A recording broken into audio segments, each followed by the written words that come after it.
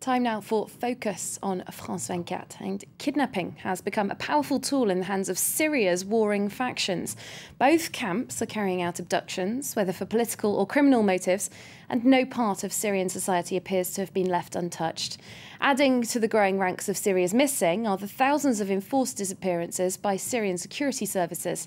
Our special correspondents in Damascus, Lucy Fielder and Salim El-Medeb, met a victim and headed to the Ministry of Reconciliation, where dozens of people are reported missing every day by their families and loved ones. Since he was kidnapped, Fadi has had a phobia of 4x4s with tinted windows and is constantly looking over his shoulder. A few months ago, gunmen abducted him close to his home in Damascus. He was released for a steep ransom after a 3-day ordeal. They held a gun to my head and said, if you don't support the revolution, we will kill you. If you don't pay us money, we will kill you. They gave me electric shocks to my feet, stomach and hands. While they were torturing me, they had my mother on the phone, and they'd forced me to ask her for money. Here at the Ministry of Reconciliation, they hear many such stories. Even from the employees, we meet several who have themselves been kidnapped. Supervised by the Samman brothers, the ministry receives on average 2 kidnapping cases a day. My brother was kidnapped some time ago. I come here often to ask about him.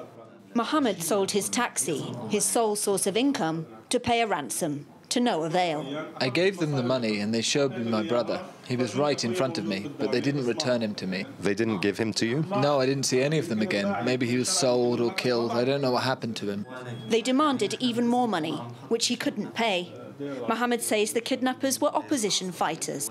There's a lot of exploitation from the other side too, from the state. There are people who used to not be able to eat. Now they've got cars and houses and everything. Despite working for the government, Khairi Samman also has contacts among the armed opposition. He relies too on the large part of the population that wants just one thing: for the violence to stop. Many people don't agree with what's happening. The killings by both sides, the kidnappings and revenge kidnappings, the arrests. So there are people who want to help, but secretly. They're the people we're dealing with. But kidnappings represent only about 1/5 of the ministry's requests. Most people come here asking about loved ones who are arrested by the security services. Families are often afraid to approach the government in such cases. Layla, for example, waited a year to come forward. Please, how can I help you? I'm looking for my husband. He's been missing for about a year. With some hesitation, she tells a state employee her husband's story. I don't know if they abducted him. They took him at the checkpoint. I want to know what happened to him, if they've got him or not.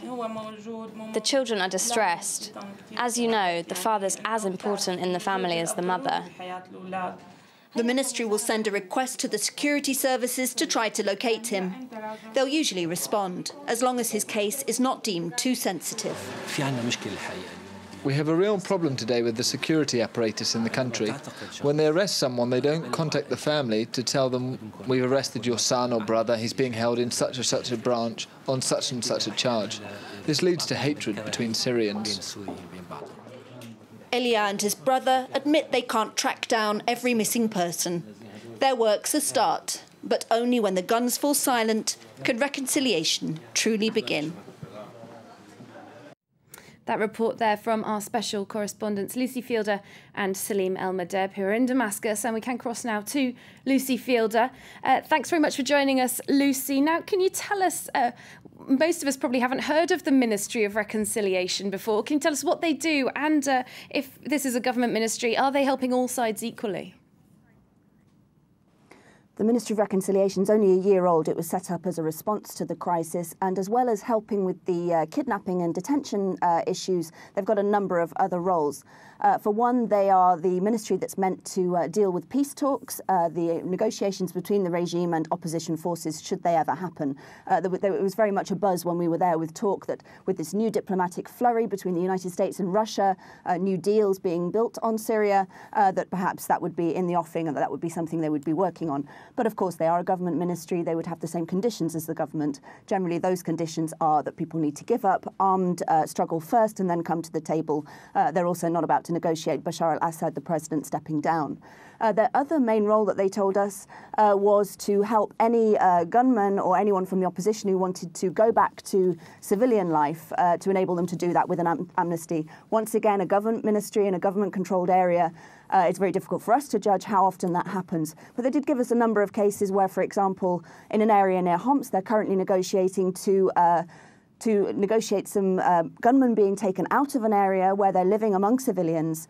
The civilians have decided, because the current army bombardment to try and get those people out has been very fierce.